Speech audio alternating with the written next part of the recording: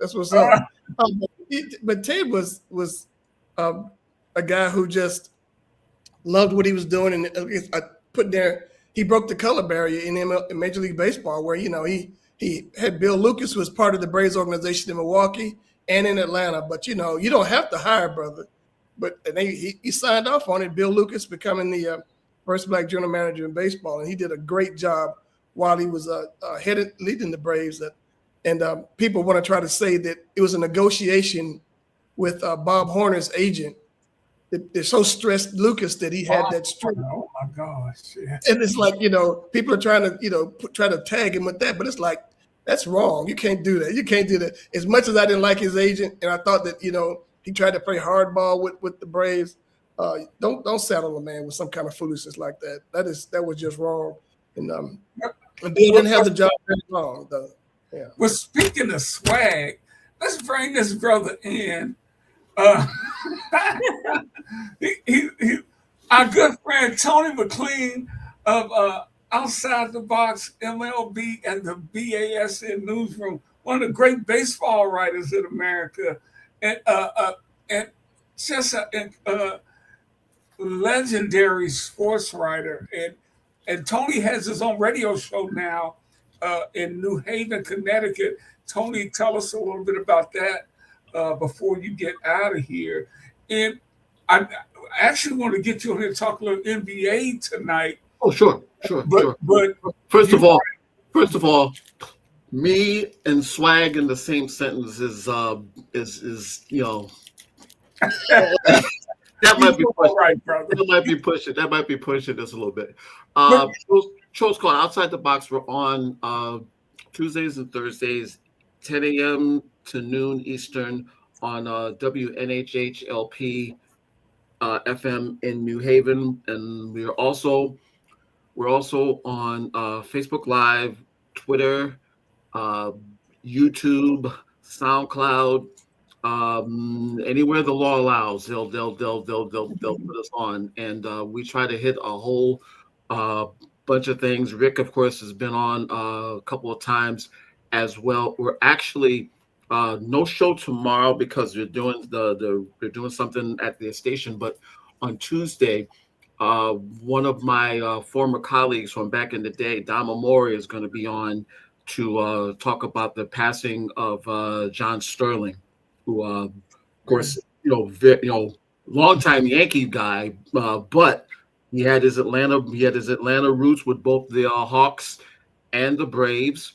And matter of fact, one of my favorite calls of his was, if you remember, 4th of July, 1985. Rick Camp. That's still my favorite, my most favorite. Yeah, well, Rick Camp hit the one and only home run of his whole career in that what was it, a 19-inning game that's ended like about 4:30 a.m. on July the 5th. Right. It started on the 4th, went to the 5th, and then scared everybody within in the neighborhood because they promised fireworks at the end of the game. Yeah. I was 2 seconds away from turning that game off before Camp hit the home run. I was like, let me just at least see the last out and then whatever. But then I can still see Danny Heap going when he gets all over the wall. Rick, the video was out there of Sterling's call. He said, if Camp does anything up here, I'll eat my hat. It was to be like the wackiest game of all time, and it was nuts. Yeah.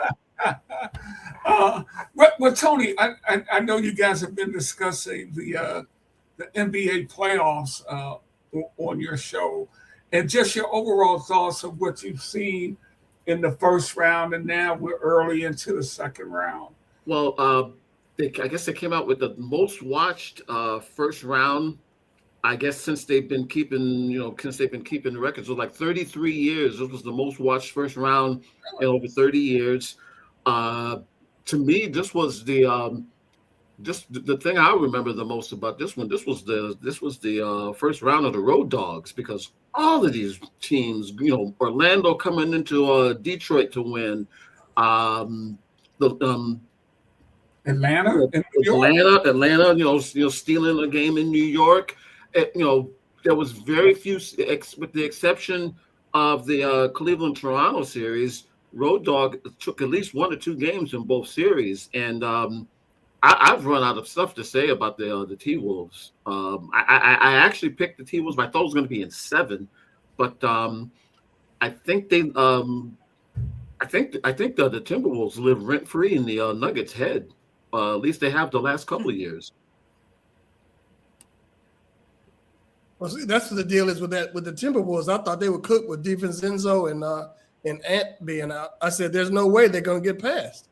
There's no way they can survive that." And they're showing they can do that now. San Antonio's already gotten beaten. They're down 0-1, and the deal is San Antonio survives, but they look up the street. Oklahoma City owns the Spurs. I mean, that is their kryptonite, So that's going to be interesting to see how that plays out. The thing, I think the thing with the Spurs, if you're going to get them, you better get them now, because I think they're the scariest team in the next 4 or 5 years. If I had this running joke with Ricky, I hope that there's a Fat Burger near in San Antonio, so Wemby can put on some poundage, and because they're going to beat on him. He's going to get beat up on, especially in the playoffs. But I think the thing is, look, OKC is still the champs till you beat them, no doubt about that. But the Spurs have a nice young squad. You've got Wemby, who's still really trying to find himself. But to me, they're like the scariest team in the league. I think we'll see OKC and San Antonio go at it a few times over the next 4 or 5 years, barring injuries and trades and all that other stuff. So tell me, what are your thoughts on Wemby's progress this year? I think, I truly think that, I think he's going to take his game to the next level. The fact that he's, part Olajuwon and part Ralph Sampson in regard to his, being able to shoot whatever. I think the scary thing is that he's only scratched the surface of what he can do. I think also, I don't want to do too much hyperbole because we still haven't seen a full season from him yet. We missed a bunch of games this year. Of course, was out with the blood clot last year, but if you ever get 82 games, or if they go to the 75 games schedule that they keep talking about, I hope they don't, but that's another story. But if you ever get a full season out of him, I really feel like he can be one of those guys that can win MVP and Defensive Player of the Year. And you got to go back to Michael for something like that. But I think the potential's there, and he's a baby. He's still a babe. And what is he, like 21, 22? Right. Yeah. As I long saw as he's something alive. about, they said he was too emotional. I guess he was tearing up at the end of games. And do you guys have any thoughts on that? I'm like, so why I don't know, maybe men are not supposed to be emotional, or I think I think that might wind up, it could be a strength and it could be a weakness. I think it's a strength because the NBA players seem to get a bad rap, with the load management and the endorsements, and like how everybody keeps trying to compare eras and all this other stuff. The one thing that bothered me during the whole first round is that you still have these folks that are trying to do the whole Jordan James thing, and I'm like, can we just can I just appreciate both of them? I mean, look, the problem I have is that the Jordan fans try to demonize LBJ, and the LBJ fans do the same thing in regard to Jordan. I mean, look, appreciate both of them. Look, as Ricky knows, I'm a degenerate Knick fan most of my life, and I was actually one of the few folks that I appreciated what Jordan was able to do. Now, I hated what he did to the Knicks, what seemed like to be every May, but you still had to. It was sort of. I always looked at Jordan, and I'm going to date myself. like how Earl Monroe was back in the day. You know, the Knicks and the then Baltimore Bullets. It wasn't an NBA playoff unless those two teams went at each other, and Walt Frazier and Earl used to go at it every playoff until they eventually traded for him.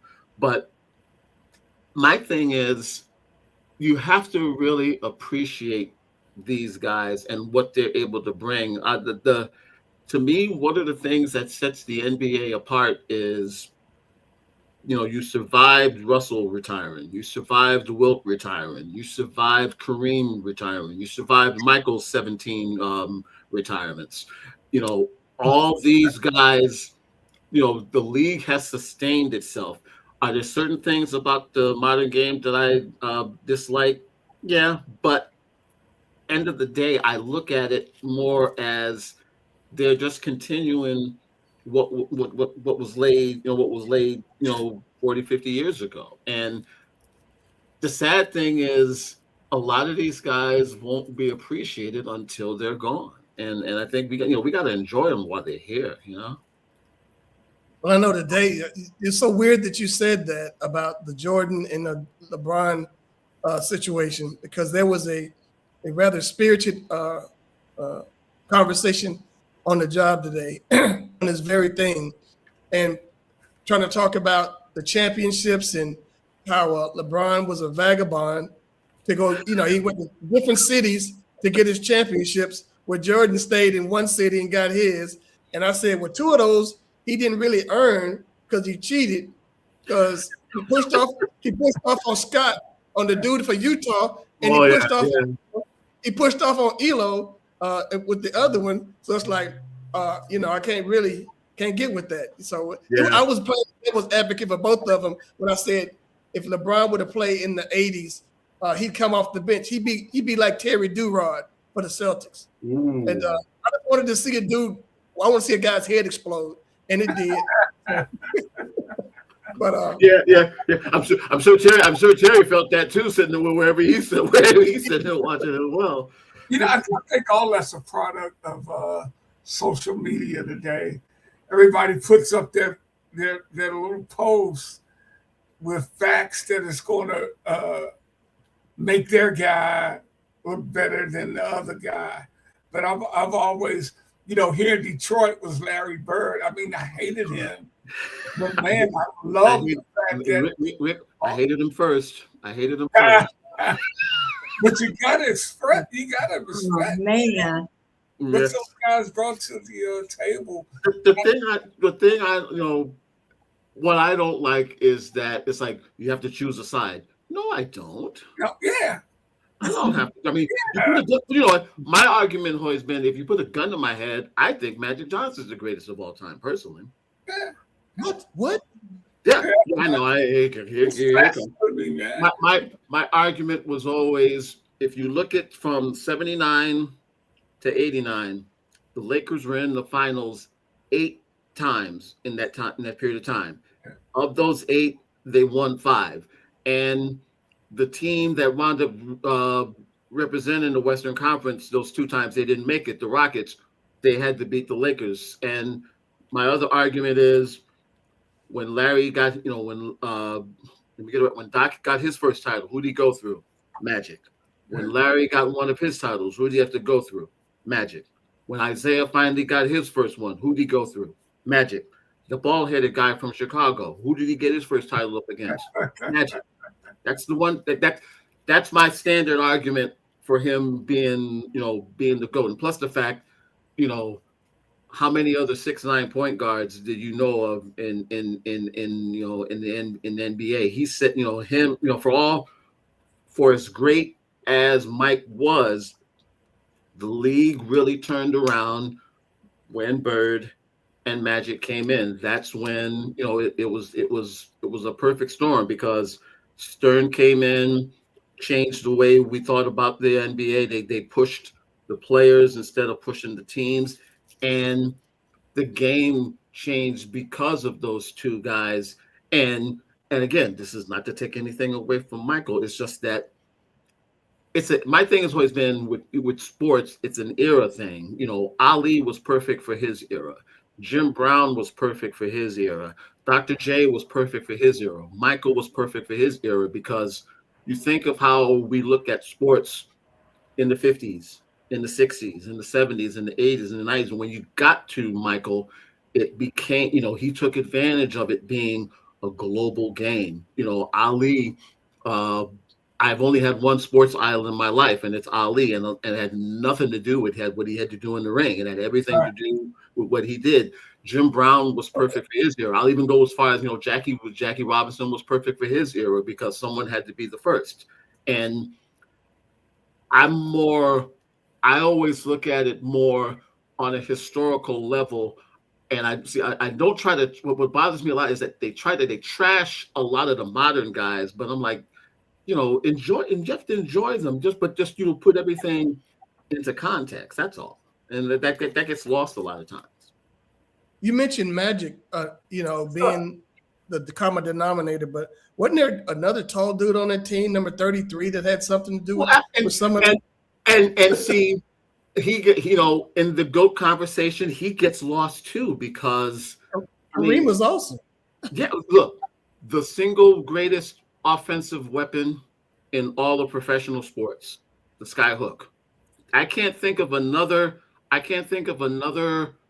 you know, thing that you can compare that to. I mean, you can't, you know, the Packers power sweep, not really. You know, Hank Aaron's consistency, you know, you could make the argument there, and it was done in the sense of they were trying to take away his game, because remember, they banned the dunk when he was a freshman. So he said, okay, no problem. And him, like most black athletes do, they innovate and change the game. And like I said, I will argue that is the single greatest offensive weapon in all of professional sports. I can't think of anything else you can compare that sky hook to. I was looking for that proper reverence, you know, that pause after Hank Aaron. Oh, look, look, Hank, look, I don't know, you know, it's weird, as great as he is, and it's funny because today is Willie Mays' birthday. As great as Hank Aaron is, he almost gets lost in the shuffle too. Yeah. And what's crazy to me is, even if you take away the 755, he still got 3,000 hits and a bunch of and runs scored and games played and all this other stuff. And not to mention the fact that he's, you know, he was one of the last vestiges of the Negro League, which started all of this. So yeah, Hank, you know, Hank's right up there. Hank's right up there with all of those guys. Hey, I'm glad you said that, because that's a trigger thing for Tim. Right, Tim? No, go ahead. Don't let me find you. I got chewed up myself once. So, Tony, you know, I'm just I can saying. see he was lacing came up back the with boxing something. gloves there. Ooh, man, I didn't think I was going to recover.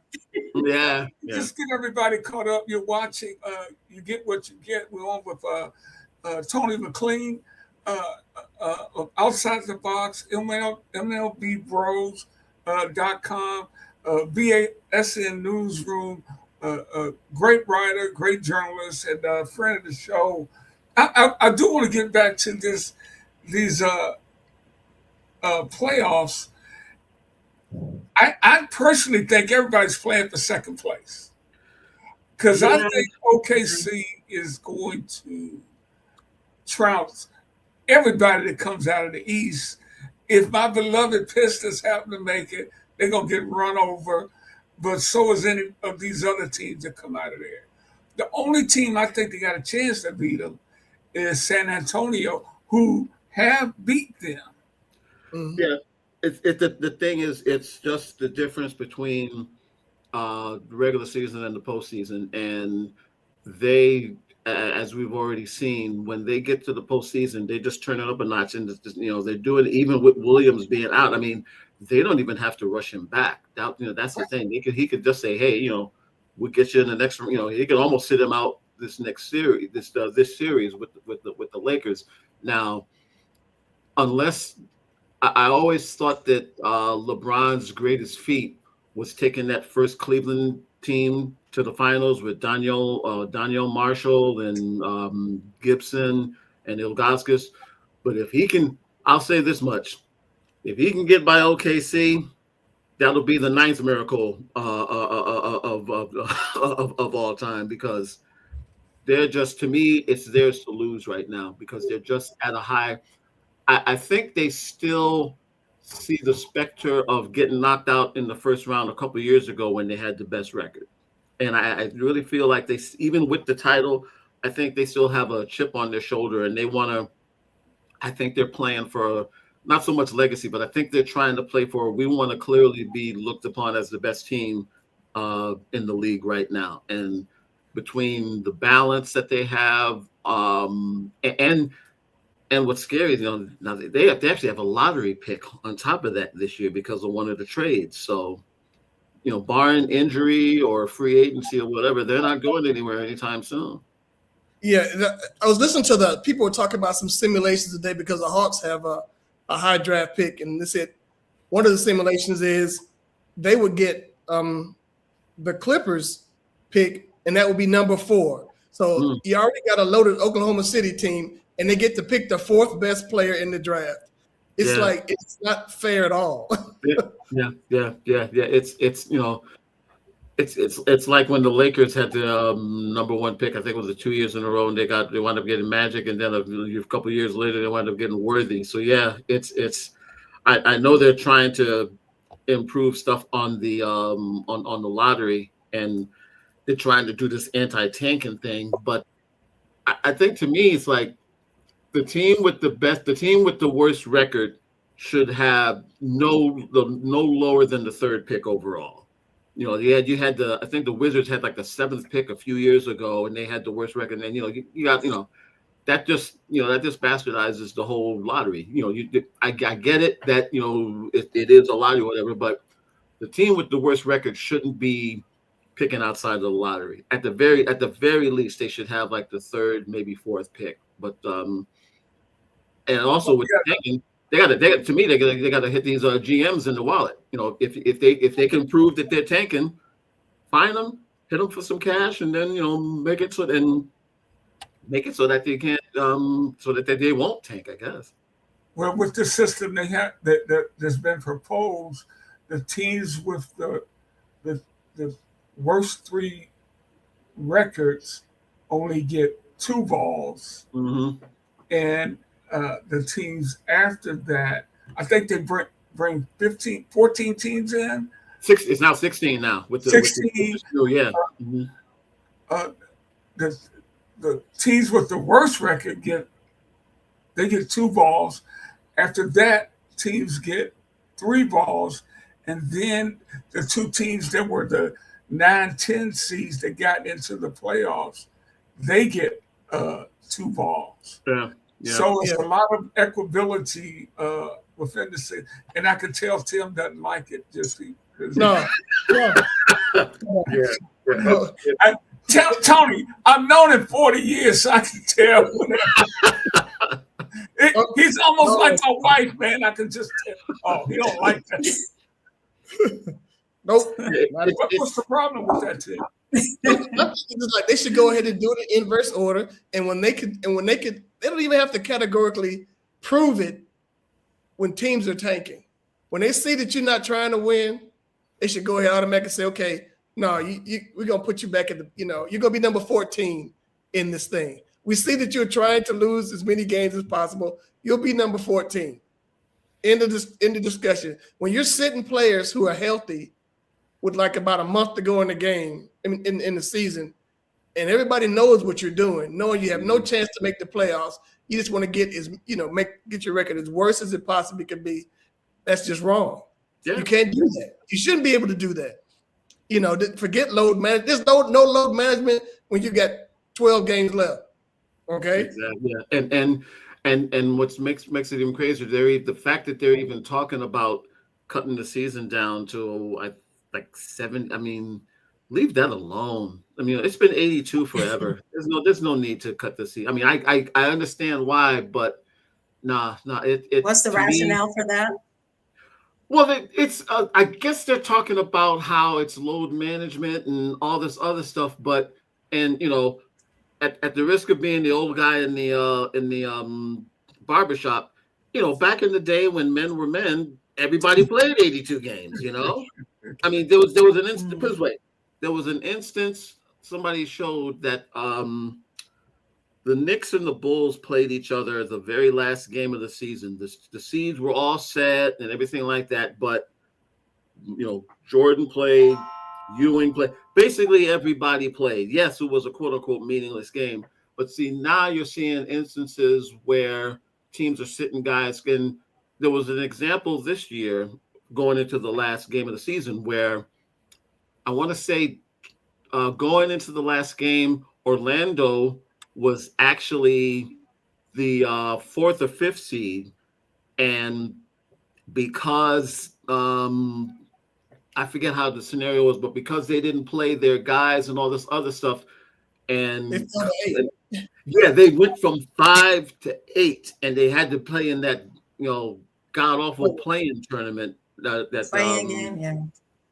So tell me this. Speaking of sitting out, Joel Embiid is not playing in this game tonight.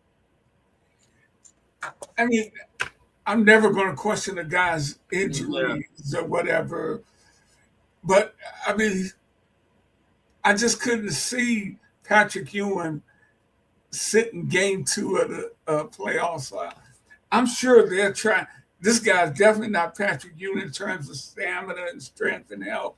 So maybe they're like, we're going to concede this game tonight, try to get him healthy for when we go back to Philly. But would you have tried to see what he had? This is just my thought. I'm thinking they're saying, you know what? Even though we need you tonight, we're probably going to need you more in them 2 games at home. So I think they took. I think basically they took a mulligan. Not to me, that's a gamble. That's a big gamble because you don't want to go back home down 0-2. I'm like you, Rick. I go back and forth, and I never try to disparage anybody that says that they're hurt or whatever. But if I'm Jason Tatum, I hate to say it, but it's like, how do you sit out a game 7? How do you sit out a game 7, man? And then literally an hour later say, "Oh, I would have played game 1." Without game 7, you don't have game 1, man. He wasn't supposed to even be playing at all? It depends, because see, I was actually shocked that he came back from that Achilles so quick. Exactly. And the fact that he actually had been playing well. That's one of the reasons why I thought Boston would be the Eastern Conference finalist. But I think he sat out. I think he sat out in game.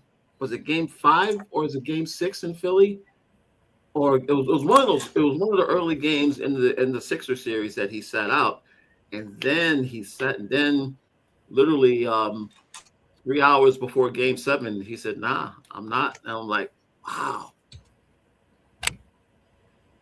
Yeah, I was surprised to see him on the bench. Yeah, man. I guess we all remember Willis Reed going out there for 5 minutes. Yeah, I'm really tired of that one clip of one man coming out of there. It's like watching Paul Pierce get in the wheelchair during the NBA Finals. But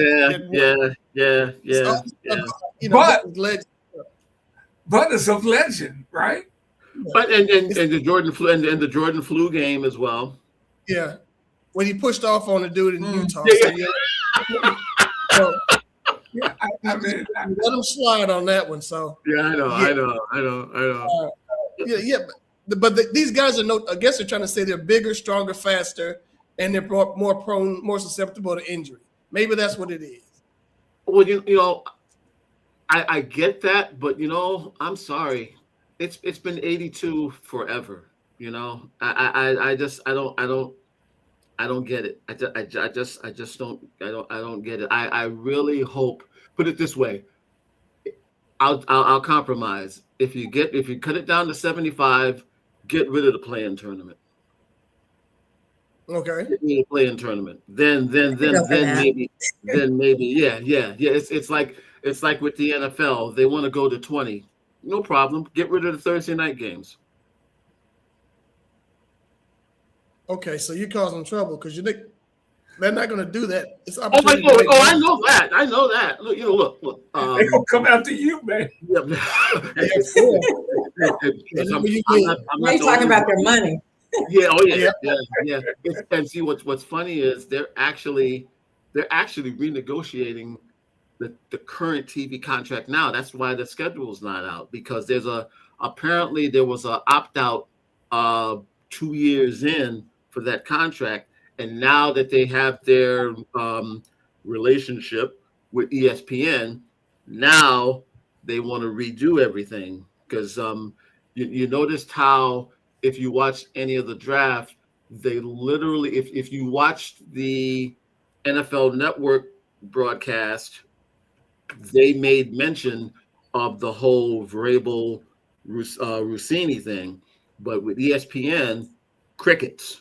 They didn't mention it at all. It got more mention in that going fishing video that they did for the Celtics than it did on the It was cold-blooded. It was cold-blooded. They had them on the boat going fishing. Yeah, and it was with the Titanic pose as well. I was like, Wow. We're just gonna keep you a couple more minutes, man. Any other thoughts regarding the playoffs? I mean, yeah, it's OKC's to lose.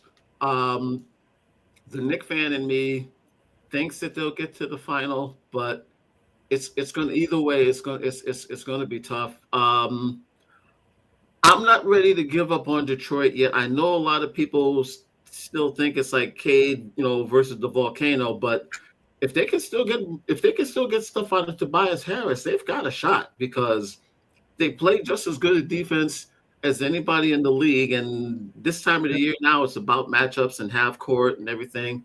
And they match up very well with the Knicks, Tony. And they hate the Knicks, man. Everybody in Detroit hates the Knicks right about now. I don't hate them because you're my friend. So everybody hates the Knicks for some reason. Everybody hates the Knicks. I'm comfortable with that now. I'm just the thing about you can best believe they hate them down here in Atlanta. Yeah. I was amazed when Snyder did not get fired after that game. Oh yeah, I mean, it's one thing that you lose 3 straight games, and 2 of them by over 30 points, and then at one point you go down by 61. Come on now, that's like, I don't care. It's embarrassing. And Jamal Mosley gets fired. He plays the last 3 games without his second best player.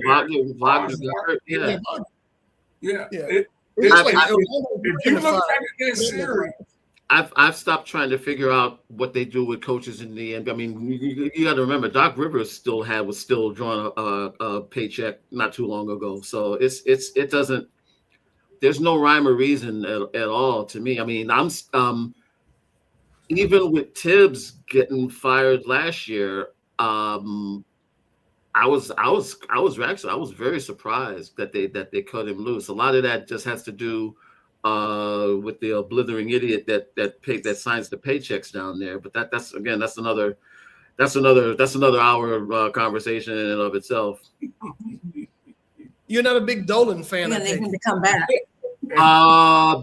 No, I'm a fan of his guitar, but not of the human. No. Okay. Well, Tony, brother, I appreciate you checking in, man. Outside the box, every Thursday, not this Thursday, right? I just said Tuesday and Thursday from 10 a.m. to 12 noon Eastern, and I actually my weekend for MLB Bros coming up. I'm doing a feature on Taj Bradley, the pitcher for the Minnesota Twins, who won again last night. He's now 4-1. Did we lose Rick? We lost Rick.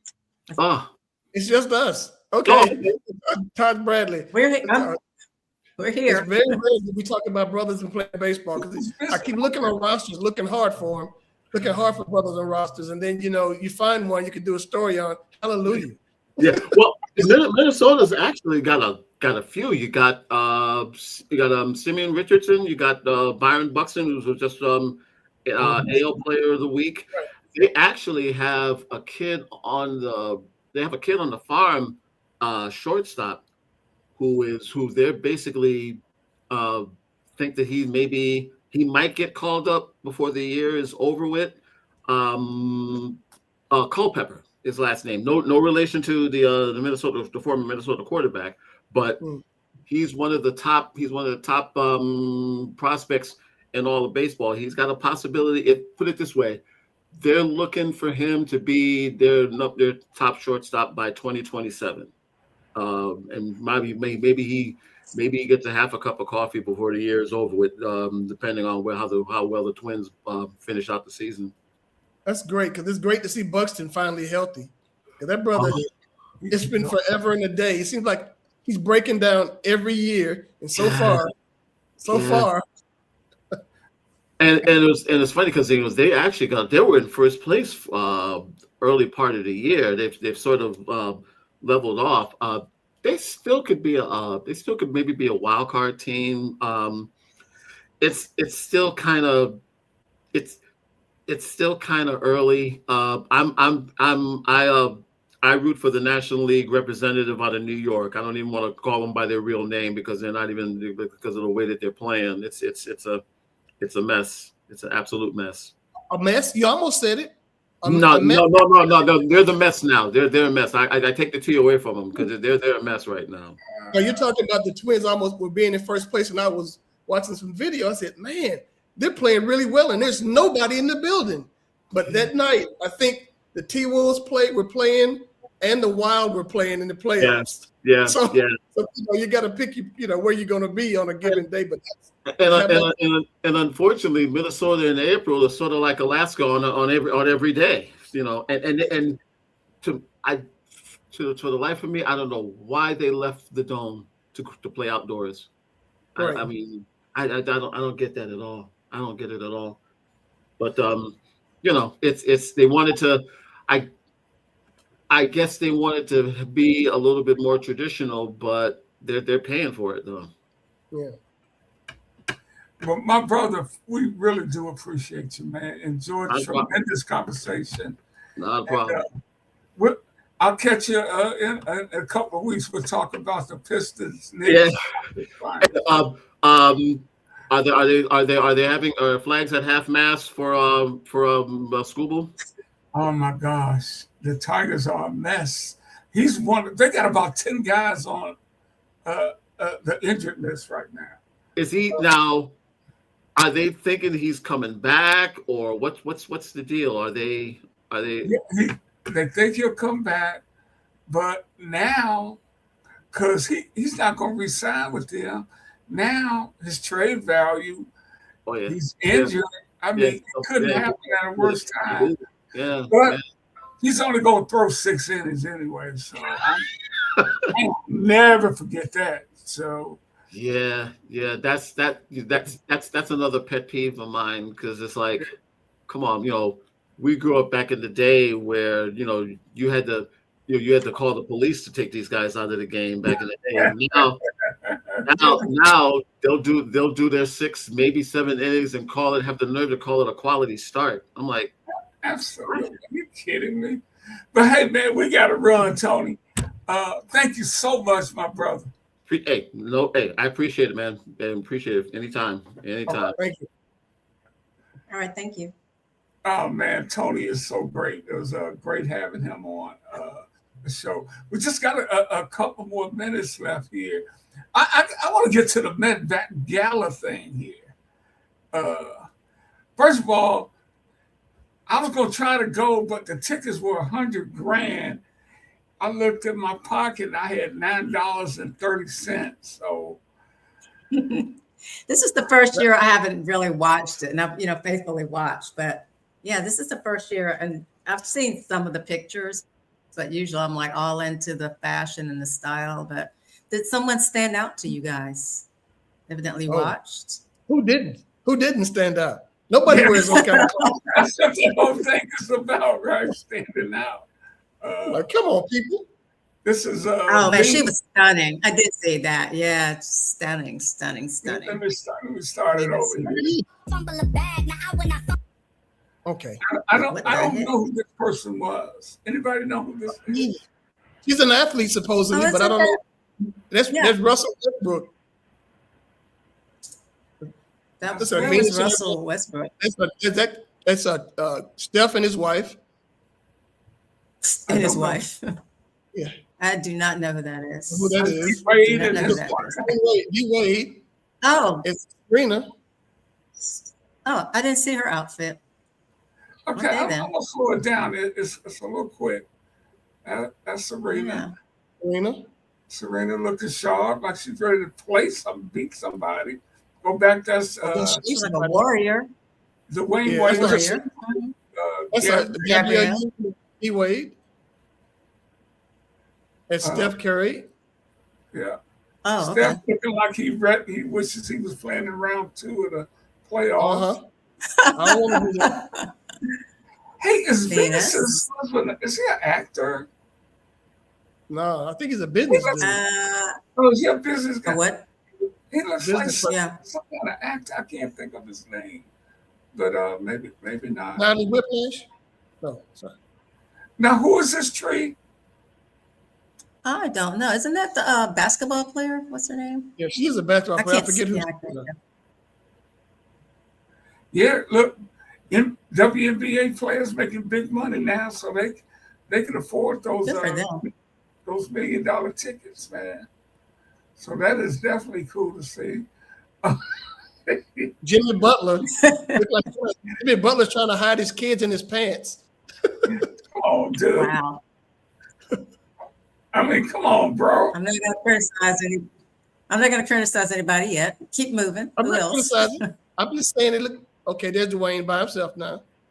Hey, he forgot his sleeves, didn't he? Those are interesting pants, though. Yeah. Oh, I He guess misses it's his sleeves. Yes. Nice shot again. I think we saw some. Thanks, Tim.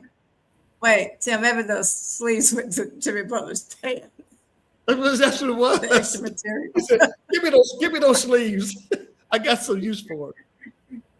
Here she is. She's about to go conquer a kingdom. This lady here is she's channeling Sally Fields in The Flying Nun. Kids Google it. No.